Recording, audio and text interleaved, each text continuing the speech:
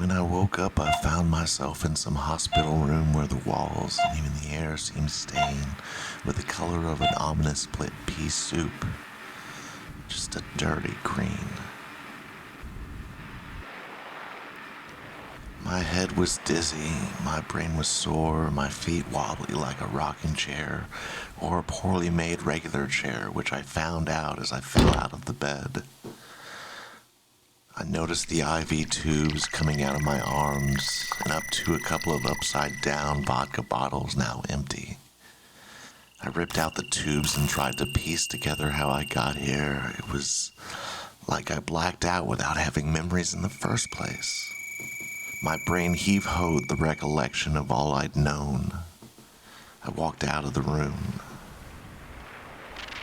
The hospital was desolate. I tried to yell for help, but what came out was, "Where are the women at?" No one responded. The women weren't here. A freakish creature hobbled out from a hallway into view. It appeared to be a chicken with the head of a kitten. It turned its head, looked at me, and gave me a digital moan before continuing on its way. I jumped back into the hospital room, closed and locked the door. At the risk of being hyperbolic, this place felt odd. I tried to search my memories to figure out how I got here. I remember the day I was born, which was a bit too far back to be useful, and I've never been able to recollect that memory before. I tried to jump forward, but all that came was the green hospital room. From out of the window, I saw a brilliant blue light in the air. Looking into it felt just shy of being comforting enough. It only made me despise this place all the more. I stared deeper into the light and tried to achieve the comfort I so justly deserved when my eyes could make out a face within. Looking closer, I could identify the face. It was my father, looking at me with an expression of disappointment. The face appeared to be shaking its head in disapproval. I had seen that expression many times in the past, but never as potent as then and there. "I'm sorry, I was sad. I wanted to be happy." I found myself explaining to the light. I then pondered on this earnest plea. There appeared to be something that I knew that I didn't know. I looked back at the light, and in addition to the great feeling of regret, I also remembered the taste of vodka. I grabbed the bottle hanging from the IV and rotated it in my hands. It seemed familiar. I remembered the liquor store, grabbing the bottle off the shelf and taking it to the checkout. I asked the girl at the counter about her day, and she told me about how she had just broken up with her boyfriend. Apparently she had woken up in an ice bath and discovering that he had stolen another one of her kidneys to sell in the black market. She said that she wasn't about to forgive him for doing this a third time. I guess in hindsight, the gentlemanly thing to do would have been to offer her one of mine. However, I was not interested in her romantically, so I opted to, instead, toss a nickel into her tip jar, a sufficient gesture, I thought. After gleaning no useful information from the memory, I opted to forget it so as to not get in the way of something that might be more of use, or at least more entertaining. I glanced back at the dad light and its infinite disappointment. I excused my disappearance from the light's range with a lie, but the expression was not fazed. I decided to close the curtains to hide its warm, judgmental glow. The thought of hiding in this room for the rest of my days crossed my mind, but I got bored. Opening the door, I listened for any movement. Silence, except for the constant mechanical hum. The coast was as clear as I could expect. I snuck out of the room and into the ravaged hallways. I carried the vodka bottle by its handle to use as a weapon if need be. I wish there were some left. Even now, I wish there were some left. I could really use it. Possibly more than I did back then. I crept through the hallways looking out for that creature and others like it. But that became the least of my concerns. The walls were littered with graffiti that appeared to be insults of me. "You stupid, pathetic nincompoop." The walls had successfully hurt my feelings and caused me to worry on account that I had considered that a well-kept secret. I remembered the stairwell, still eager to escape from this place. But in the back of my mind, I was drafting what I would write in my diary once I got back. I reached out to the stairway doors as I felt icy fingers graze the back of my neck. I swung wildly the vodka bottle. I turned around, hitting nothing. There was no one there, nor were there fingers, nor were there ice. That's when I heard it. The giggling. Intoxicating giggling. A warm, familiar giggling. Steph, I whispered, without knowing why.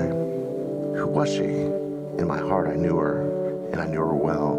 In my head, not a clue outside of the notion she had a birthday coming up. Or it just passed.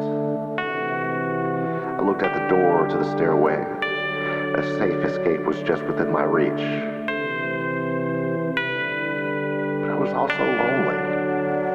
I was under the impression I was the type of person that followed his heart above all else. He had gotten me this far.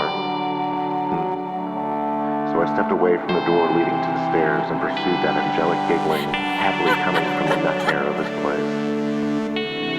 The power of love gave me the strength to ignore the continued insults on the wall and keep the tears in my eyes as I pursued the sound of Steph's giggling.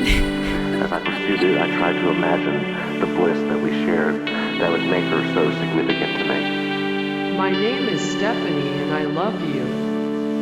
Ah, yes. Probably that. A lovely memory. Feelings and compliments and love. What lovely memories those are.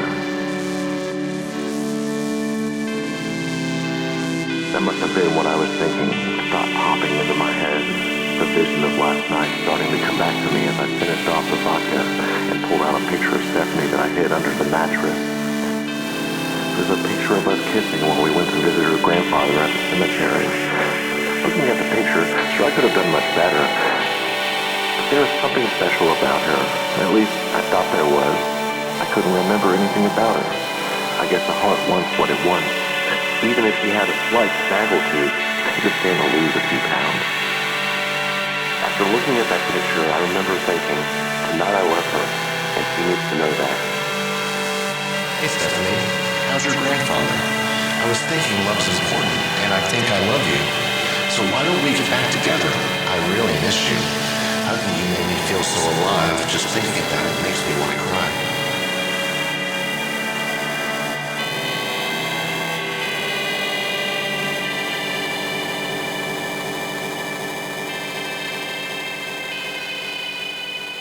Despite the high quality of that message, I remember feeling a hesitation before sending it. Looking at the digital monument that I was too intoxicated to measure, it was in my power to determine if that would become real. Or I could have deleted it and fallen asleep. It would have been less than a memory. But I was also lonely. So I hit send and brought that message to life. The lights immediately cut off, while a green light glowed from beneath the floorboards. One by one, a plank of hardwood fell into the ominous green light below, until my bed slipped in, and I fell down into the hell below. That's it. That's what happened. I finally get it now. I know what happened. Though it's not too late to go back to the stairs. It's not too late to leave. Is the Stephanie person that I think I love really behind this door? Push the door open. Step in. Steph, are you here? The door slams shut behind me and a screen flashes in the middle of the room. It's a message box with my message engraved onto the screen. The computer voice recites my message till the end and loops back. It plays it again and again and again and again and again. Hearing it aloud, I begin to doubt the quality of the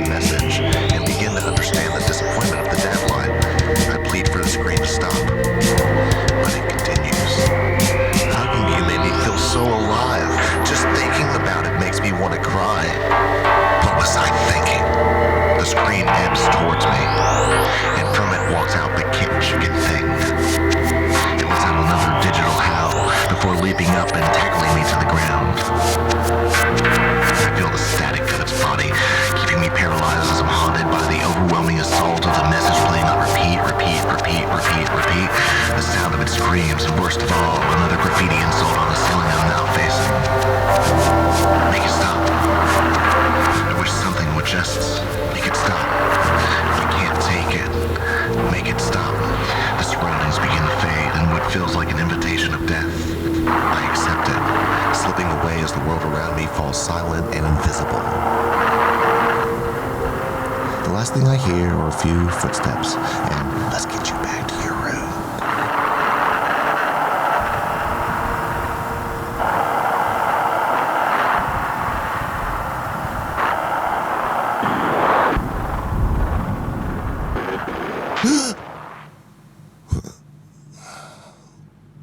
What happens? Where am I?